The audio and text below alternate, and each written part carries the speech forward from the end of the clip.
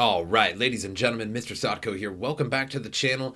Got a whole bunch of good crypto news stuff for you. And the first thing that I want to talk about is the new stimulus check wave in the United States. So there's plans for yet another stimulus wave in the U.S. The first one we had was $1,200 per person, $500 per child, and then it was just $600 per person 9 months later for whatever arbitrary reason. And now, with Joe Biden coming in, the promise is that they're going to increase the stimulus checks to $2,000. So there's a key word there, increase. I suppose that's the biggest plan going around the politicians in Washington, D.C. in the U.S. is that it's going to be increased to $2,000. So we had the $600 checks, and then they were supposedly fighting to increase those to $2,000, and then that fell through. And now that Joe Biden is going to be president here in, I think, like 6 or 7 days, on the 20th,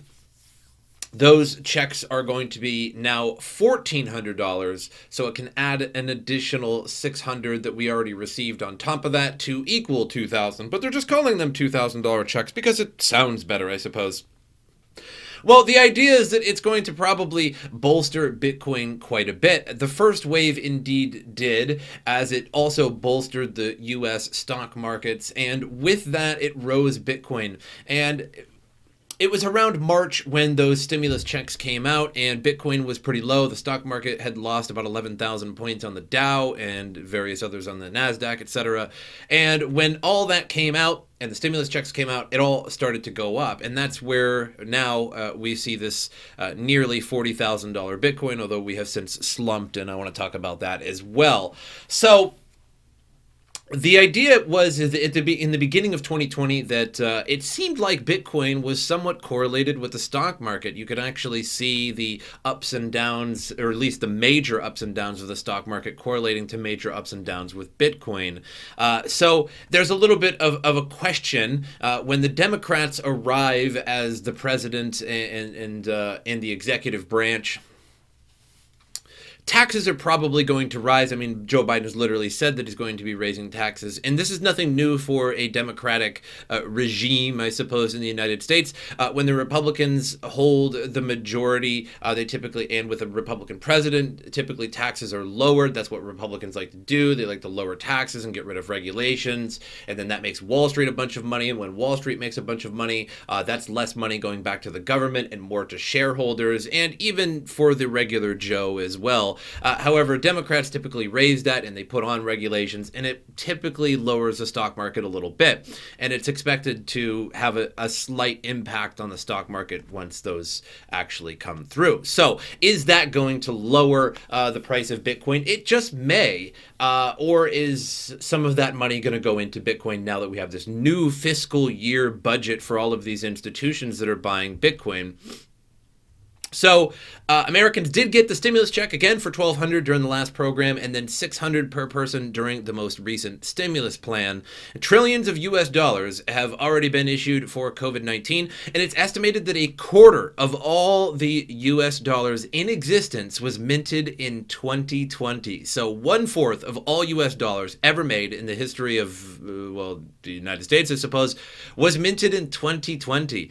That's pretty huge. That's also lowering the value of the dollar, and therefore it purchases less of a Bitcoin than it did previously. And that's probably another reason that why Bitcoin is going up in value, and yet probably another reason to invest into Bitcoin. So when the first $1,200 stimulus checks went out, Coinbase actually, Brian Armstrong, the CEO of Coinbase, actually tweeted that the number of deposits equaling exactly $1,200 increased something like 200 or 300 or maybe even 400% during that time. Now that's exactly $1,200, so it could have been any denomination thereof that people were putting onto Coinbase, but it was quite the coincidence indeed. So with $1,400 coming out per person, I bet a lot of people will be putting it into Bitcoin. Now, of course, the vast majority of Americans need that money to be paying off bills, this, that, and the other thing, but there's going to be a lot of people indeed that will be putting that into Bitcoin. In fact, there's been a lot of trackers of the first stimulus package, and that first stimulus package if you were to bought Bitcoin in March or whenever it came out, Bitcoin was around $5,000, $6,000, $7,000 or so. So it's worth about 5 times or so as much as it was when it came out. So your $1,200 would now be worth about 5 times or more that value now. And same with the 600. I've seen some $600 Twitter trackers as well, which are just always fairly interesting to see. So this is likely to come out probably not until February. In fact, there's a problem with the $600 checks right now, is that a lot of people did not receive them. There was a lot of messed up bank account information and things like that, and the stimulus checks went all over the place, and some of them still have just not gone out yet. So some have gotten them, some have not. However, when the $1,400 ones, it's significantly more money, and we're talking $1,400 per person. So if you are married, and you're filing together up to $150,000 you make that year, you're going to get $1,400 each. If you have one child, you're going to get another $1,400 for that child, or two. You'd get $2,800. So this is going to be pretty huge for the markets and for Bitcoin, for the average person just putting some money into Bitcoin. So that is quite interesting, and we'll have to see how that's going to actually affect the markets, because on the other end, the Democrats are going to come in to the presidency. They also have majority in the House of Representatives, and I believe now they're 50-50 in the Senate, now that both Democrats won the Georgia election, or maybe there's one more Democrat, something like that. But either way, there's significantly more now, and with a Democratic president, taxes always get raised because Democrats sort of believe in big government, they believe in more programs, and all of those programs cost things. And I'm not playing politics here, left or right. It's just what Democrats do, and Republicans typically do the opposite. So again, if Wall Street and the big corporations have to, and the investment groups, etc., have to pay more taxes, that's less for the shareholders, and therefore people a lot of sell, and the Dow will probably slip a few thousand points when he comes in and starts raising those taxes. And it might not last forever. It might just continue right up from there. But that could also affect Bitcoin. So it's sort of a double-edged sword. So everybody's going to get $1,400, but now we're going to have Democrats, and it may lower, at least temporarily, the stock market, which could also lower Bitcoin now that there are so many investment groups and big companies in it. In other news, Ethereum Classic gone wild. Ethereum Classic absolutely killing it on Coinbase. That is an interesting price indeed. So if we go like this, oh wow, Coinbase is on the top. So it's literally about 50% higher than anywhere else in the markets, which is very strange. So Coinbase right now has a huge arbitrage opportunity, but please do not follow this arbitrage opportunity, because right now Coinbase requires 91,000 confirmations for some insane reason. Probably because of the 51% hacks that plague Ethereum Classic. However, 91,000 is pretty overkill. That's, I think, like something like 2 weeks confirmation time is what a lot of people were saying. So moving on to this Reddit post here, trading at $11.87 on Coinbase. I seen it earlier personally at like something like $14. It says, well, everywhere else is $8.75. I'm confused. And it says the market is very screwed because it's pretty impossible to sell Ethereum Classic right now. So all the exchanges are having different numbers. It takes about 2 weeks to get Ethereum Classic to Coinbase. Ethereum Classic is not available on any of the swap places. So yes, you are going to get very different markets across the board. And another person says, am I totally lost in this situation? I saw the opportunity without knowing that Coinbase takes 91,000 confirmations before allowing Ethereum Classic.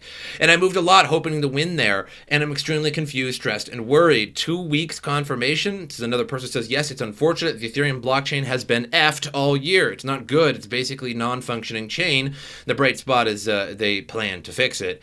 Just need the community to back it. So Ethereum Classic is in a lot of trouble. However, the Ethereum, regular Ethereum, I suppose, or you could consider Ethereum Classic regular Ethereum, because it's technically the kind of like the original chain. Anyway, regular Ethereum has surpassed the 4 gigabyte DAG. So there are a lot of 4 gigabyte mining farms or just mining farms filled with 4 gigabyte graphics cards. Those cards can no longer mine. I think there's slight ways around it. I think you can mine at a lower rate and lower the DAG. I think there's software that can fix it as well. However, a lot of those farms have since shut down or are being sold. And I know that from, not personal experience, but from experience of a friend. Just had to get rid of all their 4 gigabyte cards. Now, you can mine with Ethereum Classic with them. You could mine like Raven or this, that, or the other thing. But a lot of those cards either are going to get shut down or sold, or they're just going to shut down mining Ethereum, and they're all going to go to Ethereum Classic because that is another coin that is reasonably profitable. However, Ethereum right now in terms of mining is incredibly profitable, but if you have no other choice with 4 gigabyte cards, you would probably switch it to something like Ethereum Classic, which is kind of second profits in a sense. It typically switches with Raven and various, but still, so it should get a lot of hash rate soon, and with that, I bet a lot of these exchanges will probably reduce that confirmation time over time, and Ethereum Classic will be able to move across the board a lot faster. However, there just doesn't seem to be much development on Ethereum Classic. I'm not a big fan of Ethereum Classic, not because of its functionality or lack thereof, but just because nobody really devs on it that much. Just close your eyes right now and think of one smart contract, etc., that is on Ethereum Classic. Go. No, don't Google. Don't Google. Exactly. So that's a problem for Ethereum Classic. Saying that it's a dead chain is not particularly far off. Moving on to some different news here. Dan Larimer announces departure from EOS builder Block.one. So, serial blockchain entrepreneur, they got that one right because Dan Larimer has made numerous quite frankly, terrible products over time. He made EOS. They gained $4 billion during their ICO. It was like the biggest ICO of all time. They also kept about $1 billion worth of EOS for themselves. So you can count that to about $5 billion. And what do we have to show for it? EOS is not particularly good. It never has been. There isn't much going on EOS, in my opinion. If you have bags of EOS, I apologize. I'm not attacking you, but really, EOS turned out to be quite disappointing. I think he also created Steam, or Steam, either way, the blog website blockchain thing, which was pretty cool for like a couple months until all the bots took it over, and then you just have to pay to upvote your posts, and then you wouldn't get any money because you just paid to upvote your posts, and everybody was doing that. So it was pretty exploitable, terrible design, in my opinion. So this guy just goes after one after another, and he's not making anything good. But the guy has $1 billion, so I guess he did good for himself. The co-founder of the company had served as its chief technical officer since April 2017. I will continue on my mission to create free market voluntary solutions for securing life, liberty, property, and justice for all. I do not know exactly what is next, but I'm leaning toward building more censorship-resistant technologies. So he's going to build something else. It's pretty crappy and give himself billions of dollars. And it's probably going to be a big project, and people will pour money into it because it's Dan Larimer, and then it will suck, and everybody will make fun of it afterwards, because EOS, with its basically mob-like mentality of designating node runners to make decisions, etc., is truly terrible. So he left Block.one as of December 31st. And this caused a pretty big sundering in the price of EOS. So if we just go to the price of EOS here, you can see that it definitely wasn't good news for EOS hodlers. We look at the 1 month here, we are going up and up and up, going up with the wild explosion in the price of Bitcoin. We reached about 384 or so on EOS, maybe $4 on certain exchanges, and then, oh my god, now we're down to 278. So it was a sundering in the price with him leaving, but I really don't think it matters if he leaves or if he stays. EOS just wasn't very good to begin with. So moving on to some different news, analyst who nailed Bitcoin's 40,000 level says a 50% collapse could come next. And I don't necessarily like TA or people's predictions because they're typically always wrong, or people are saying, like $100,000. Well, yeah, I mean, it might be $100,000. It might be in 2028. It might be by the end of this year. It's one of those situations where you're kind of right no matter what, if you just throw out a big number eventually. This guy is, in fact, usually wrong, Tom Lee from Fundstrat. However, I kind of want to talk about what he has to say. So he thinks that there may be a 40 to 50% drop. He says it's a hyper-volatile asset. Lee said in an interview, our roadmap for risk assets this year is that stocks would be pretty explosive out of the gate and peak sometime either in late January, but as of late April around S&P 4000 before a big drawdown happens. If the S&P falls 10%, Bitcoin is going to have a huge drawdown. It could be 40 or 50%. Now, he even goes on to talk about 2017. As drastic as that sounds, Lee points out, it's pretty par for the course in terms of Bitcoin's historic moves and the same pattern that hinted at Bitcoin's looming explosion to 40,000. In 2017, the crypto rallied more than 1,200%, following the last time Bitcoin reward for miners was cut in half in a symmetric process known as halving. He says it's a pretty typical correction for crypto. I think last year it had a couple drawdowns nearly that size. Indeed, Bitcoin fell by more than 40% in just a matter of weeks between November 2019 and March 2020 when the markets were beginning to collapse because of the pandemic. So I definitely want to talk about this one real quick. Now, I want to talk about the difference. There's a big difference between 2017 and 2020. In 2017, we had BitConnect hoarding, honestly, pretty much the majority of crypto. Of course, the majority of crypto was in exchanges, but in terms of a single entity, aside from an exchange, BitConnect had overwhelming amounts of Bitcoin. Along with that, we had ICO after ICO, proof of work coin after proof of work coin. You could pretty much mine a new coin almost every day in 2017. You could invest into a new ICO almost every day in 2017. We had Genesis mining. We had this, that, and the other thing. When BitConnect went under and when futures came out, everybody was shorting, everybody was selling. It was this individual mentality that sort of is a sheep mentality at the same time. So when you have all these individuals with it and everybody starts to sell, it's just a wave of selling. Now we have institutions. We have PayPal, Paxos having to hold on to a whole bunch of Bitcoin. We have MicroStrategy buying billions of dollars worth of it. We have MassMutual buying hundreds of millions of dollars worth of it. Square. We have Grayscale that is up to $23 billion in Bitcoin due to their shares. So these are institutional investors or just big companies that don't really want to sell right away. There's really no reason to. In fact, I think MicroStrategy is averaging at like $15,000 Bitcoin. So they're heavy in profit. There's no reason to sell right now. Also, Grayscale, since they're holding $23 billion in Bitcoin, that is the amount that Satoshi would have had. If you take 1.1 million Bitcoin at nearly 20,000 Bitcoin in 2017, that's about the equivalent of what Satoshi had. So imagine buying that. Now we're at nearly $40,000, although we're now dumping just a little bit. This isn't particularly unusual that we're dumping a little bit. This is Bitcoin, after all. We have seen this over and over and over. There is no reason to worry. We're just buying more Bitcoin as it goes down. Also, you have to understand that this is Sunday.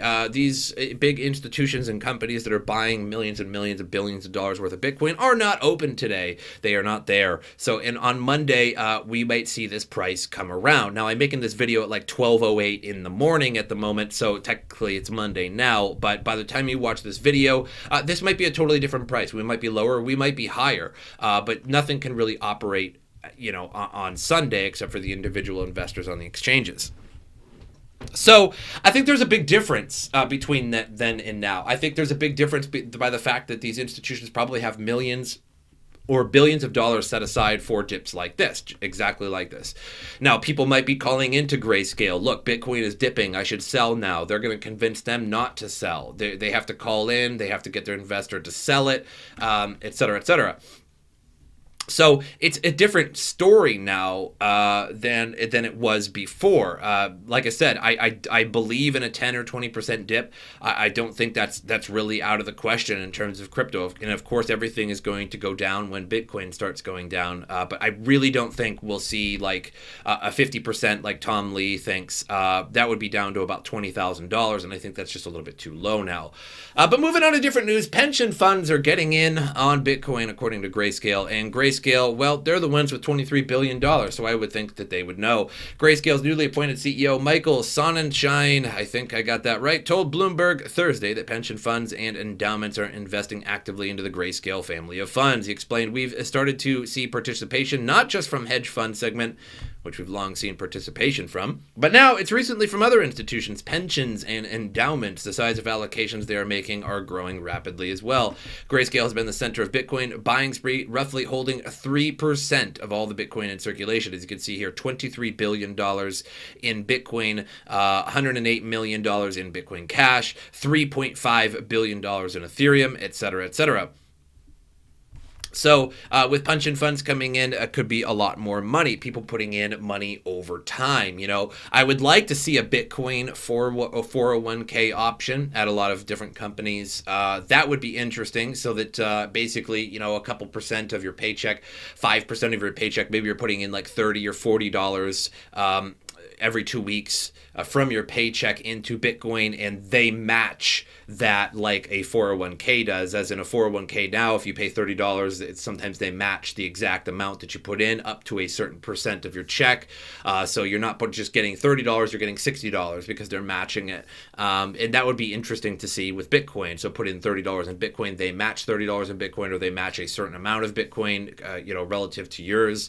That would be pretty interesting, and then you could cash that out, or you could retire on that. And that would be huge, because across the board of America, or across the board of the world, of people actually just working and constantly putting in little bits into Bitcoin, there would just be a constant buying pressure on it, and we would see something pretty interesting then. But once again, back down below 1 trillion market cap. This dump has brought us back below 1 trillion market cap. So once again, we'll get to rise above it, and that will be interesting. So, but we're at $962 billion market cap. You know, getting below that 1 trillion now. 35,850 some dollar Bitcoin, and we went down to something like 34,000, which really is just, you know, a 10-15% dip. That isn't too insane. We see that all the time. It's just here a 12.28% dip in the 24-hour period of Bitcoin, and just nothing new, nothing really to shake at. If we get to 50%, I would be incredibly surprised. But pull out your wallets, because that would be a good time to buy for sure. If you think you missed the opportunity to buy into Bitcoin now, at least you'll get that opportunity now. So really, just look at as it as a positive thing. It doesn't matter what Bitcoin is doing, as long as you have Bitcoin. If you have Bitcoin and Bitcoin is going up in price, your portfolio is increasing in price. You should be happy. If you have Bitcoin and Bitcoin is lowering in price, you should just be buying Bitcoin, because you just got Bitcoin at a lower price, because you know we have seen this over and over and over the past something like 12 years that Bitcoin has been out. We have seen this over and over and over, and as long as you buy Bitcoin at any time, it's pretty much profit. A year later, 2 years later, it doesn't really matter. And we're going to be seeing more and more institutions. I think we're going to be seeing a lot more institutions this year, because take this into consideration. Imagine you being the CEO or something of an investment group, and you were the one that didn't invest into Bitcoin, and now you're watching Grayscale, and now you're watching your competition just have these incredible gains. I mean, Grayscale was buying into Bitcoin when it was 10K, and now it was up to 40K. So they have never seen such incredible gains with the amount of Bitcoin that they have. I mean, that's just insane gains. So imagine being that guy. Exactly. So I think there's going to be a lot more. And again, it's a new year. It's a new fiscal year. It's a new fiscal plan, if you will. Maybe they didn't have the money, and corporations were like, okay, we're waiting, in these investment groups, we're waiting until 2021. Like, we want our new budget year. But that's all I have for you guys for now. Make sure you like, subscribe, share the video. It helps me out a lot. My social media in the description below. Hit those up if you get the opportunity to do so. But as usual, I will see you guys next time.